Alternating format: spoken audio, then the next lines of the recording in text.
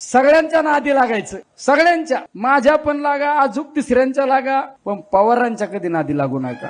आपली जिथं संपत्ती ना हे तिथून त्यांची चालू होती. पवार गप काय हे सुद्धा कळत नाही, पवार हसले का हे सुद्धा कळत नाही.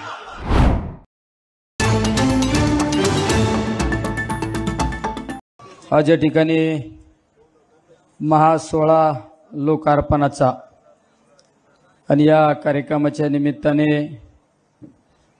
जामखेडमध्ये वेगवेगळे सामाजिक सभागृह असू, नाना नानी पार्क असू, सार्वजनिक वाचनालय, नगर परिषद इमारत, वैकुंठभूमी जामखेड, पंचायत समिती इमारत आणि रोहितदादांचा सगळ्यात आवडता जो उपक्रम असेल तो म्हणजे सायकल वाटपाचा उपक्रम.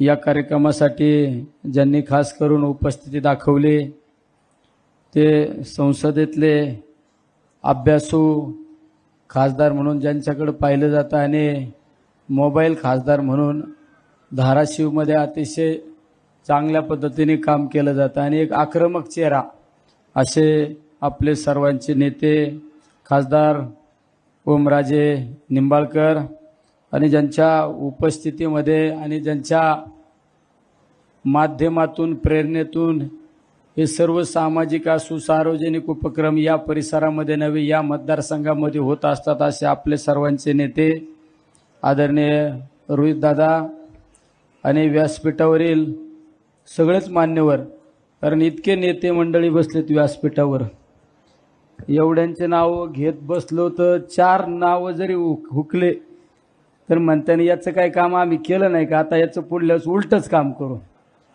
आपलं जपून राहिलेलं बरं आहे का नाही का हो?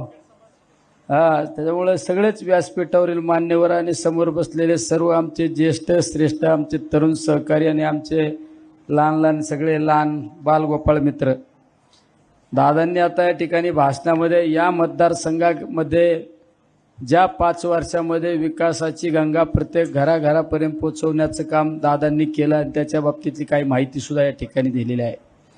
खऱ्या अर्थाने रोहितदादा या मतदारसंघामध्ये आमदार झाल्यानंतर आमदार आणि जनता हे एक कुटुंब म्हणून रोहितदादाने या परिवाराकडे पाहिलं. जामखेड कर्जत हा माझा परिवार आहे आणि त्या परिवारातल्या सुखात दुःखात सार्वजनिक प्रश्नामध्ये मी सहभागी झालं पाहिजे, त्यांच्या छोट्या छोट्या अडचणी सुद्धा सोडवल्या पाहिजे ह्या हेतूने काम करणारा हा तुमचा आमचा सर्वांचा नेता आहे. तुमचं जामखेड कर्जतकरांचं खऱ्या अर्थाने भाग्य आहे. इतका कार्यतत्पर अनेक कुटुंब प्रमुखाची यशस्वी जबाबदारी पार पाडणारा आपल्याला हा नेता मिळाला, आमदार मिळाला, हे तुमचं आमचं सर्वांचं भाग्य आहे. वास्तविक पाहता आरोग्याच्या बाबतीत सुद्धा इतक्या तुमची सर्वांची काळजी घेतली जाते. या भागामध्ये प्रत्येक परिसरामध्ये दुर्गम भागामध्ये ॲम्ब्युलन्स असू, आरोग्याचे कोणाचे डोळ्याचं ऑपरेशन असू, काही इतर मेजर ऑपरेशन असू, ते ऑपरेशन सुद्धा चांगल्या हॉस्पिटलमध्ये न्यायचं, ऑपरेशन करून त्या पेशंटला घरी आणून सोडायची, एवढी सेवा देणारा नेता तुम्हाला आम्हाला लाभला, हे सगळ्यांचं आपलं भाग्य. रोहितदादाने आता काहीतरी सांगितलं, आता काय मला थांबवायसाठी वेगवेगळे उपक्रम चालू आहे. अहो दादा, तुम्हाला कोणी थांबित असतं का? हे एवढं सोपं आहे काय? ते आमच्याकडे जुन्या काळात लोक म्हणायचे स्वप्न बघायचे असल्यावर खांडाच्या घरात झोपायचं खांडाखाली, बरोबर आहे की नाही? मग स्वप्न पडायचं. आता खांडाचे घरं पण नाही राहिले, त्याच्यामुळे स्वप्न पण पडणार नाही. तुम्ही काय काळजी करू नका दादा. तुम्ही मागच्या वेळेस आले 40,000 मतांनी निवडून, यावेळेस येणार हे 80,000 मतांनी निवडून. हे निलेश लंकेचं वाक्य आहे आणि हे निलेश लंकेचं वाक्य यांची नजर मला सांगते सगळ्यांचं. मी भविष्यकार नाही, पण प्रत्येकाची नजर वाचता येते, प्रत्येकाचं मन वाचता येते. इथल्या प्रत्येकाच्या मनात एकच आहे, माझ्या मतदारसंघाचा नेता आमचा आमदार आहे ना, हा राज्यात सगळ्यात जास्त मतांनी निवडून आला पाहिजे. ही जामखेड कर्जतकरांनी खूनगाठ बांधली हे तुम्हाला माहित नाही, त्याच्यामुळे तुम्हाला कोण थांबितो? अरे ज्यांनी कधी ज्याचा सामाजिक कामामध्ये सहभाग नाही, कोणी शेजाऱ्याच्या एखाद्या पोराच्या हातात एखाद्याने बिस्किट पुडा सुद्धा नाही दिला आणि जर असे म्हणले आम्हाला आमदार व्हायचं तर कसं होणार आहे? त्याला दानच लागती. लय लोक उद्योगपती आहे, उद्योजक आहे, त्यांचं पेटून दिले तरी जायचं नाही लवकर 2-4 वर्षे. पण दानत नाही ना, पण दानत आहे ती रोहित दादांकडे दानत दानत. अरे एवढी दानत असल्याने आता आहे ना, ते सायकली काय असं काय फिक्स आहे काय? आमदारांनी सायकल वाटावा, आरोग्याचे अँब्युलन्स आणावा, हे काय असं फिक्स आहे का? पण शेतकऱ्याच्या बांधावर जाऊन सुद्धा त्या शेतकरी माझा सुखी झाला पाहिजे, शेतकरी चांगला आर्थिक सोर्स निर्माण झाले पाहिजे, हा विचार करणारा आपला तुमचा आमचा सर्वांचा नेता आहे. त्यामुळे तुम्ही मनातून काढून टाकव ही कर्जत जामखेडची जनता तुम्हाला दादा डोक्यावर घेतल्याशिवाय आहे ना, आणि डोक्यावर घेऊन डायरेक्ट मुंबईलाच नेऊन सोडणार आहे, आणि ते पण सगळ्यात जास्त मतानी. फार तुम्ही राज्यात फिराव, आणि आता कमी कमी जास्त पडलं तर मी आहे ना, आता मी आहे ना. कोणाला कोणचं इंजेक्शन लागत, कोणाला टॅबलेट लागती, कोणाला सी व्हिटॅमिनची गोळी लागती, कोणाला डबल पॉवरचं इंजेक्शन लागत. याला एक सोपे काम माझ्याकडे सोडवा, अवघड काम निधी बिधी हे तुम्ही बघा, आहे का नाही? अरे अवघड काम आहे ना हे, बाकीचं अवघड काम आहे, आपलं कसं सोपं काम आहे. तुम्ही म्हणले ना हे जरा यंत्रणा लाईनीत चालत नाही,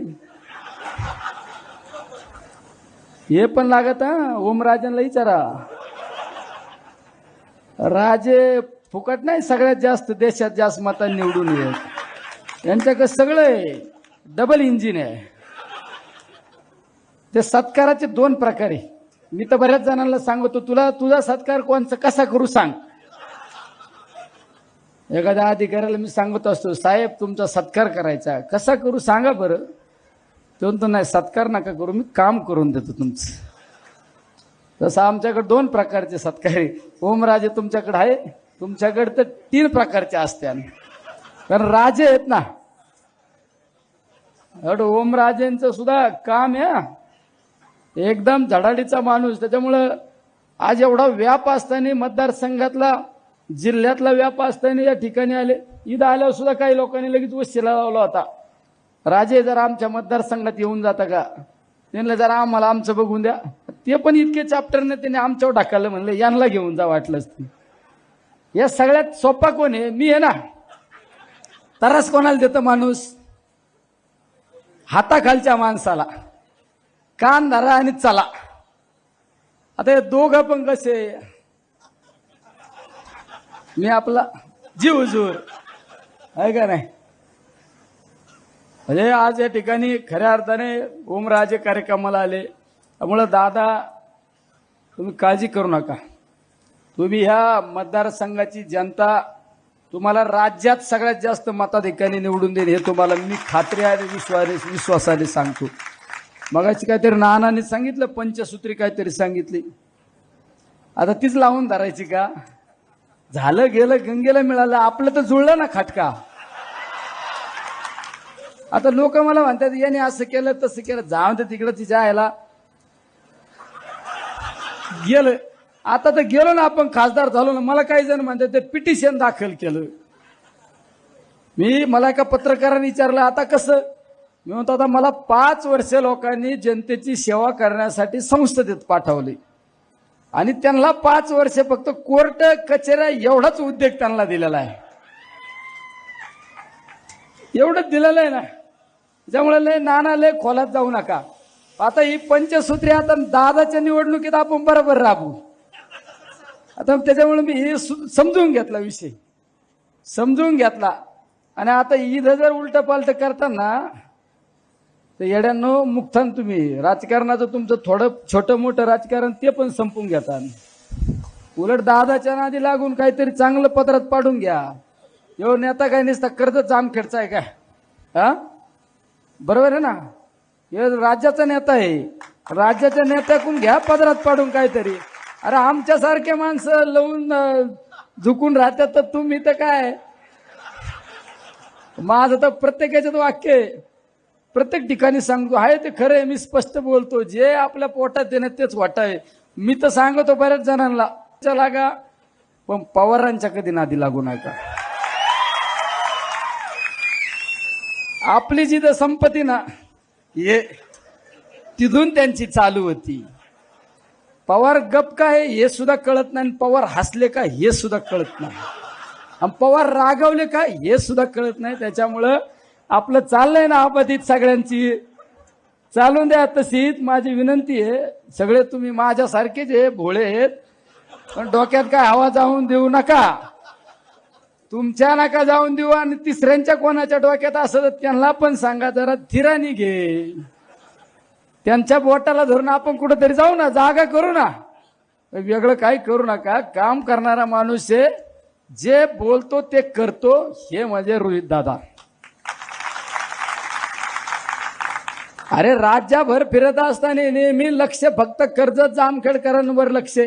एखाद्या कर्जत जामखेडच्या लहान मुलाच्या पायाला काटा जरी टोचला तर त्याच्या वेदना रोहित दादांना होतात, आणि रोहित दादा तिकून सांगतो जा रे त्या गावात, माझ्या त्या अशा छोट्या मुलाला त्रास झाला, त्याला मदत करायचं काम करा. अरे असा कुटुंब प्रमुख आपल्याला भेटला, हे आपलं सर्वांचं भाग्य. कामाच्या बाबतीत सुद्धा बघा ना, काम असं कुठलं काम ठेवलं नाही का. विकासाची गंगा इतकी भरभरून आणली महाविकास आघाडीच्या काळात, आणि आता तर पुढल्या 2 महिन्यांनी महाविकास आघाडीचं सरकार येणार आहे. एक काळ्या दगडावरली पांढरी रेषे, सरकार आपलंच आहे. त्यामुळं आम्ही पण वाट बघून अरे सरकार कधी येतं, कारण आता आम्ही दिल्लीत गेलो. दिल्लीत तर काय आम्हाला वाटलं काय जुळत का नाही काय. मी आता ओमराजेंना काय म्हणतो, अरे निधी कसा आणायचा, हे लोकांचे काम कसं करायची हे तरी सांगा. पहिलं जरा आमदारकी जरा अबाधित होती ना, तर यांचा सल्ला नाही घेतला तर पुढल्या वेळेस लोकांचं बघा तुम्ही. लोक आहे ना आपल्याला आहे ना फुलं पण आपल्या उधळीत यात, आणि नंतर गावाच्या गेटवर बोर्ड पण लावितात, चलो जाओ. 5 वर्षात तुम्ही काहीच केलं नाही, त्याच्यामुळं शिकवायचं इथं लोकांत सांगायचं. अरे मला सगळीकडे आता आहे ना, माझ्या आता लगेच 2-4 काम दिले, रस्त्याचे पत्र दिलं, अजून कशाचे दिले रे, मला बरेच पत्र दिले. आता आमची अवघड परिस्थिती अशी, आम्हाला पत्र द्यायचं म्हणलं हिंदीत नाही तर इंग्रजीत द्यावं लागत पुढे संसदेत. पण शिकलो ना मी, पहिल्यांदाच इंग्रजीतच डायरेक्ट आणला का नाही. लोकांना वाटायचं इंग्रजी येते का नाही. माझ्यावर तो आरोप झाला प्रचारात, म्हणले निलेश लंकेला इंग्लिशच येत नाही. अरे जेव्हा उठलं डायरेक्ट म्हणलं आय निलेश ज्ञानदेव लंके. अरे काय अवघड आहे सांगा ना. त्याच्यामुळे निश्चित आपण या 5 वर्षामध्ये येणाऱ्या काही जे का प्रलंबित प्रश्न असतात, प्रधानमंत्री ग्राम सडक योजना असली तर मी आहे भक्कम, मुख्यमंत्री ग्राम सडक योजना असली तर आहे रोहित दादा, अजून काही केंद्राच्या योजना असल्या तर मी आहे ना. मी बरोबर जुळीत असतो, तुम्ही काय काळजी करू नका, बरोबर यंत्रणा लावित असतो. आणि या मतदारसंघामध्ये राज्य आणि केंद्राचं भरभरून असं आपण निधी आणू. या तालुक्यातील जे राहिलेले प्रलंबित प्रश्न आहेत, थोडेफार प्रश्न ते येणाऱ्या कालखंडामध्ये सोडवण्याचं काम केलं जाईल, हा या ठिकाणी शब्द देतो. आणि तुम्हाला सगळ्यांना सांगतो, जाता जाता प्रत्येकाने या ठिकाणी एक अशी खूणगाठ बांधायची, आपला हा नेता राज्यात सर्वाधिक मताने निवडून आला पाहिजे, यासाठी आपण सर्वांनी प्रयत्न करा. अरे 5 वर्ष तुमच्यासाठी झिजला, 5 वर्ष तुमच्यासाठी वाहून घेतलं. आता आपल्या नेत्या वेळ आहे ना, आपण सगळ्यांनी त्यांच्या पाठीशी खंबीरपणे उभे राहिलं पाहिजे. हेच या ठिकाणी सर्वांना आश्वासित करतो. थांबतो. रामकृष्ण हरी. हा हे विसरायचं नाही.